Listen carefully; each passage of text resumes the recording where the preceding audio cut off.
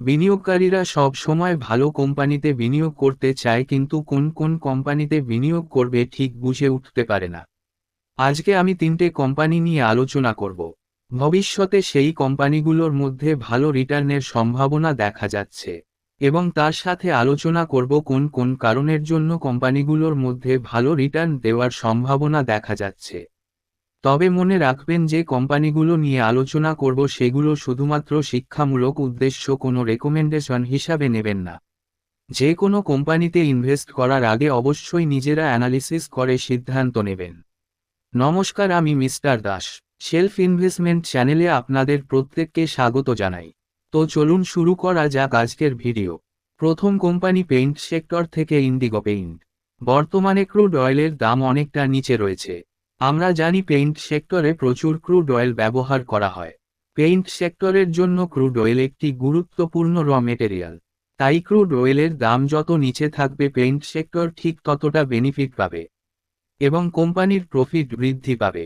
এবার যদি আমরা ইন্ডিগো পেইন্টের ফান্ডামেন্টাল দেখি তাহলে পিই 34 এবং যার তুলনায় ইন্ডাস্ট্রি পিই 39, আরওই 17.5 এবং আরওসিই 23। কোম্পানির সেলস এবং নেট প্রফিট বৃদ্ধি পাচ্ছে। আমরা যদি কোম্পানির শেয়ার হোল্ডিং প্যাটার্ন দেখি তাহলে কোম্পানির টোটাল 30% শেয়ার এফআইআই এবং ডিআইআই হোল্ড করছে, এবং মাত্র 16% শেয়ার পাবলিকের কাছে আছে। চলুন এবার জেনে নেওয়া যাক আজকের দ্বিতীয় কোম্পানি। আজকের দ্বিতীয় কোম্পানি এনবিএফসি সেক্টর থেকে অ্যাক্টাস ভ্যালু হাউসিং ফিন্যান্স।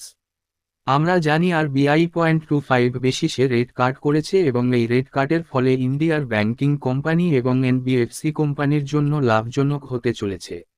আমরা যদি অ্যাক্টাস ভ্যালু হাউসিং ফিন্যান্সের ফান্ডামেন্টাল দেখি তাহলে তার বর্তমান পিই 21.8 এবং পিইজি রেশিও 0.75।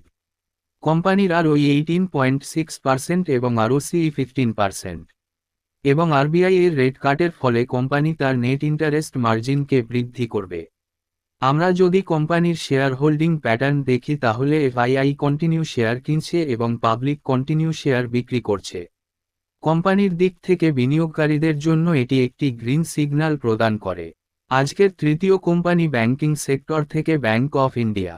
আমরা যদি কোম্পানির ফান্ডামেন্টাল দেখি তাহলে কোম্পানির বর্তমান পিই 5 এবং তার তুলনায় ইন্ডাস্ট্রি পিই 8, সুতরাং আমরা বলতে পারি ইন্ডাস্ট্রিরও তুলনায় কোম্পানির বর্তমান পিই সস্তা। কোম্পানির পিইজি রেশিও দেখলে বুঝতে পারবেন কোম্পানি এখন ঠিক জায়গায় আছে। কোম্পানির বুক ভ্যালু 177, যেটা কোম্পানির শেয়ার প্রাইসের থেকে বেশি। এই কোম্পানির বেশিরভাগ শেয়ার কোম্পানির প্রোমোটার এফআইআই এবং ডিআইআই এর কাছে আছে। রিটেল ইনভেস্টর অর্থাৎ পাবলিক মাত্র 6% শেয়ার হোল্ড করছে, যা একটি স্টেবল হোল্ডিং স্ট্রাকচার নির্দেশ করে। এই ভিডিওতে যে 3টি কোম্পানি আলোচনা করা হলো সম্পূর্ণ এডুকেশন পারপাস। ভিডিওটা ভালো লাগলে একটা লাইক করবেন এবং পরবর্তীতে এই ধরনের শিক্ষামূলক কন্টেন্ট পেতে চ্যানেলটি সাবস্ক্রাইব করে পাশে থাকবেন। ধন্যবাদ।